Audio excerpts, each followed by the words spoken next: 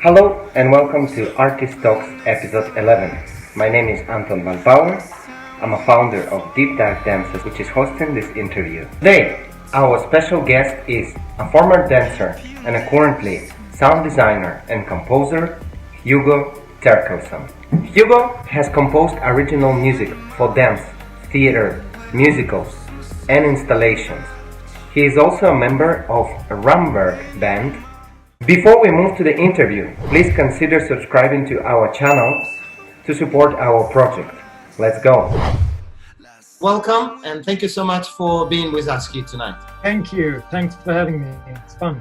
So I usually ask my guests about their beginnings. So I wanted to ask you how and why you end up in dance. It's all thanks to my mother, actually.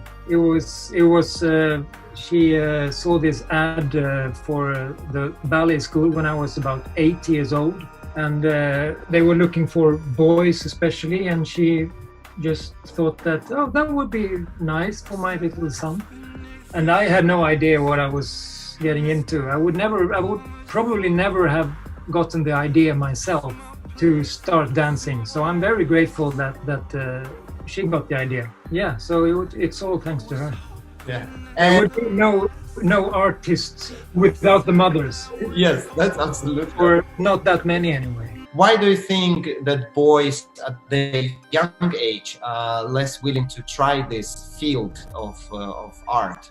That's a tough one. I think it has a lot to do with tradition and role models and what we're used to. It goes way back. I mean, that's the easy answer. Then also all traditions are probably there for reasons. Yeah, sometimes I think that the fact men or boys, we tend to do things that has a legacy to it more than women maybe. We like to build houses and paint paintings and do stuff that lasts somehow. Yes. And dance is exactly the opposite to that. We dance and the next second is over. It's gone. We don't make anything. Maybe there's something there, but I don't know. You have spent almost 20 years as a dancer yourself. A very long time you were part of Royal Swedish Ballet. How many directors you survived? Yeah, especially when you're in a company like Royal Swedish Ballet, I think they tend to spend directors a bit faster than many other companies. So it was a few, yeah. First I went to Malmö Ballet, and then I went to Vienna, and I had another director, and then I came to Stockholm, and then first it was Frank Andersson, and then after Petter Jakobsson, Madeleine Onne, and Mark Ribot, and then it was Hannes. So 5 directors just in Royal Swedish Ballet. It says a lot about me and it says a lot about Royal Swedish Ballet. That's true. But there's always a little kind of need to adjust to the new in charge, right? Yeah, adjust. I don't know. I mean, as a dancer, we always try to do our best, but you're really in the hands of a director. As a dancer, you are so exposed to the likings of the director. If the director doesn't care about you, then it's not much fun to go to work during those years. So it is important who's in charge. They decide if we dance or not. It's that simple. And talking about dance, what it meant for you to be on stage? As I said, I would never have gotten the idea myself to start dancing, but I always, from day one, I think, I always loved being on stage. I really enjoy it. It's not every dancer who really enjoys being on stage, I think. I mean, you can go through a whole career and find it scary and uncomfortable, I think. I've seen that a lot. But I always loved it, even if I was just in the back, being like a member of the court. I always somehow felt that the whole ballet was about me, that I was the center of attention, even if I was in the back. To dive into the story of what's happening. Yeah, absolutely. Even if I was just in the court or a guest on a taverna or yeah, and I felt that I made it all about me. Yeah. And I felt that even if someone's dancing a solo in the middle, I kind of assume that most of the audience are looking this way right now. But can you think of a moment that really kind of stood out, a moment on stage that kind of glued to your heart and mind?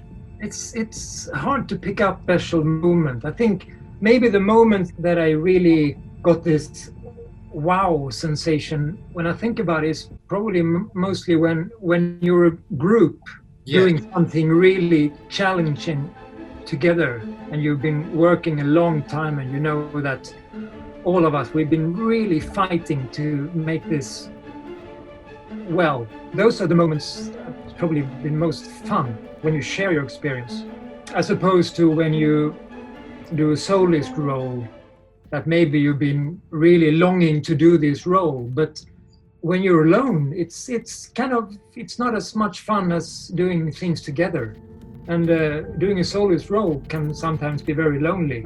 I remember, I was doing a rot part in Swan Lake a lot. Yes. And that's the loneliest thing you can do. You're all alone, and all these swans there thinking about other things, and you have these really difficult things ahead of you, and no one to find comfort. And no friend to help. No, nothing. You're all on your own, and you have this agony of, shall I make it or not? And when you're all alone, it's much more difficult than when you're a group. When was the moment that you first discovered the kind of deeper interest in music and creating music yourself? I've been a bit on and off with music. I started already when I was really young, buying a small hobby synthesizer and the keyboard, playing Beatles songs, and always before training in ballet school when I was a kid, I was sitting by the piano playing Beatles songs instead of warming up and stuff like that. Then ballet took over, I guess. So I kind of lost many years, and I didn't pick it up again until I was maybe 22 years old. Then I bought the synthesizer, because then it suddenly hit me, I should make music. Why am I not making music? I love making music. So I started then, and then I just kept that going, but on a very slow pace, because being a professional dancer, it takes its time. And was this transition from dance to music an easy one, or it was still difficult to let go of your past as a dancer? It was very difficult to let go of myself as a dancer. Absolutely. For many years, since I've been dancing since I was 8 years old, it's a huge part of my personality, being a dancer, and just suddenly starting to call you something else than a dancer is very strange. So for a very long time I introduced myself as a dancer, but now I make music. Yes. But now I actually stopped calling myself a dancer. It took a couple of years. It took a long time. And of course, I'm also proud of having that background, and it's also a big part of me as a composer, and I know that it influenced me a lot in how I work. Yeah, so this is my next question. How do you think this background as a dancer influenced you as a composer? I think I work a lot in pictures.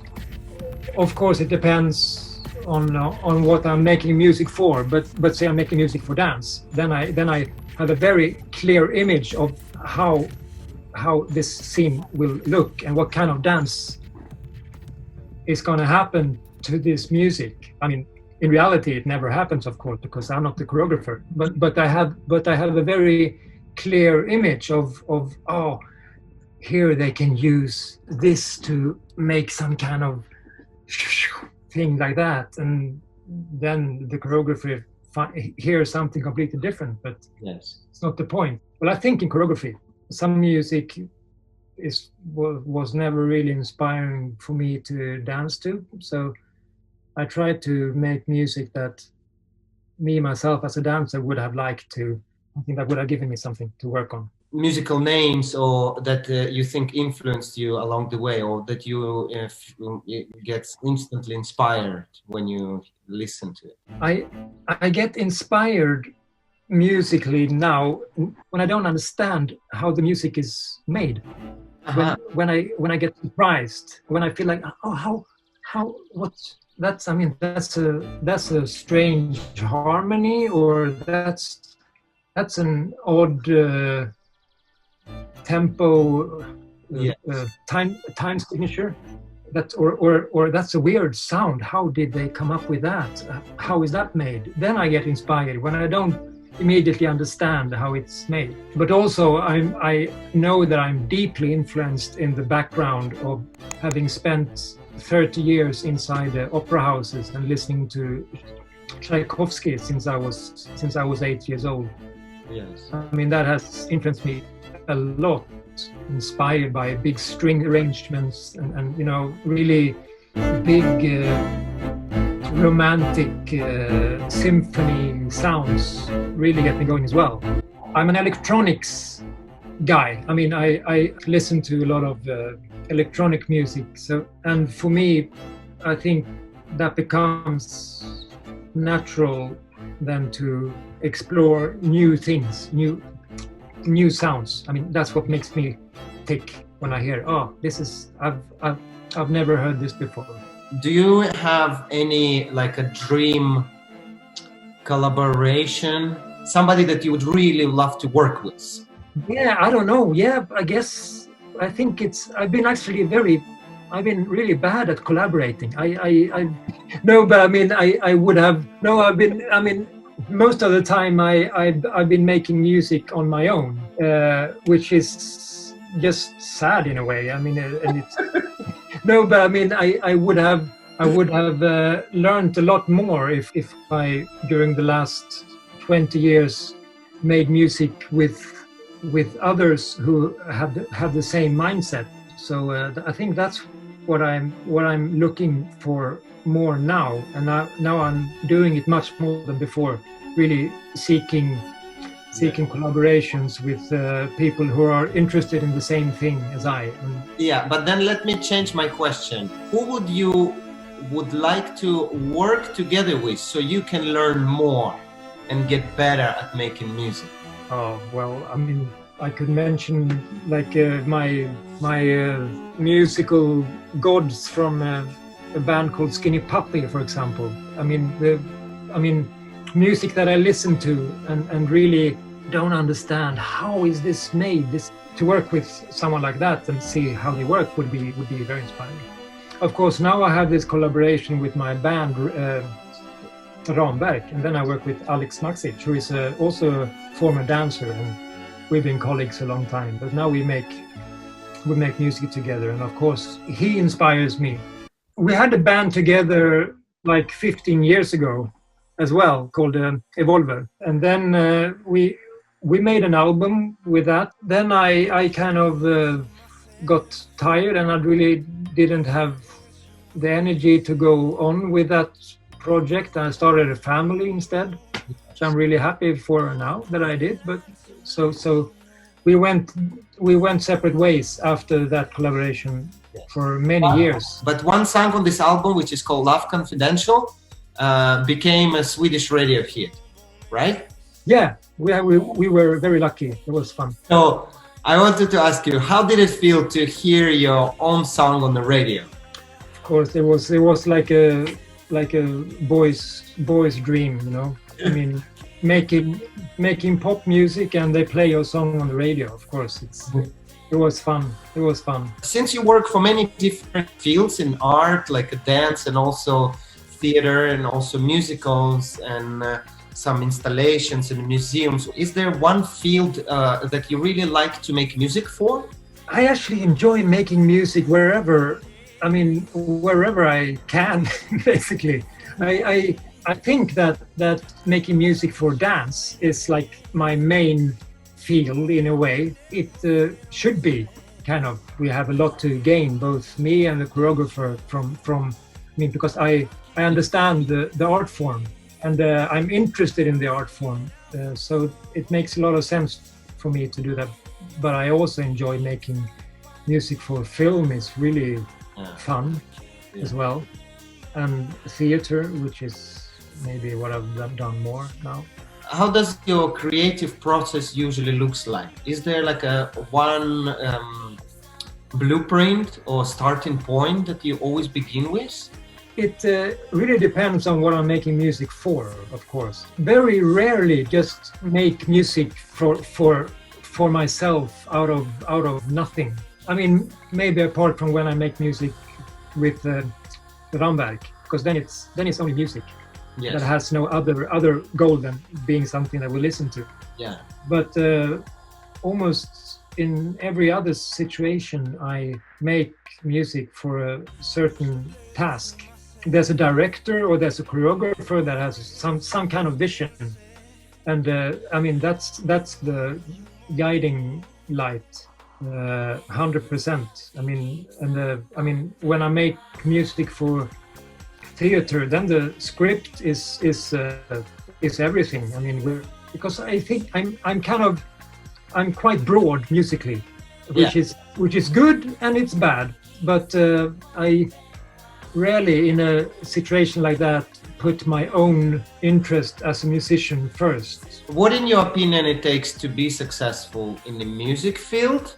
And how does those qualities are different, or those things that needed to be successful, different from being successful in the dance field? Long question. Long question and a difficult one, and I'm probably not very good at answering it, because I mean, since I was at the opera as a, I had a permanent contract at the opera, so surviving there with a permanent contract was very easy. I just had to show up for work.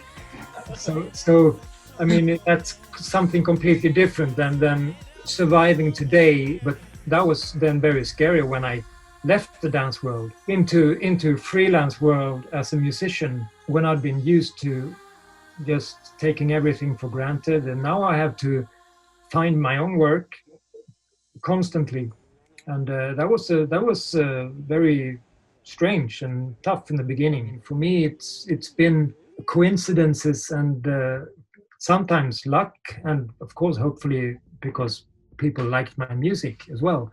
It's quite hard to look for jobs in my position as I mean, when you're making music for dance or for theater, you're really in the hands of either a choreographer or a theater director. Yes. who has an idea and who has a project, and I just have to hope that they want to work with me. But it's hard for me to, okay, now I want to make music for Hamlet. It's not up to me to drive a project like that. I'm in the hands of others, and that's a special situation. Why dance or art in general is important? Is it important? Yes, of course it's important. I mean, because life is so short, and we all have to make the best out of it. Meaning, doing what gives us pleasure or give other people pleasure. Elevating the experience of being alive. Sounds very pretentious, but No. I mean, if we didn't have art, it would be so boring to be alive. I think this is it for me with my questions. Say goodbye to your audience. Thank you. Bye. See you. Thank you so much for watching. We hope you found this interview interesting and inspiring.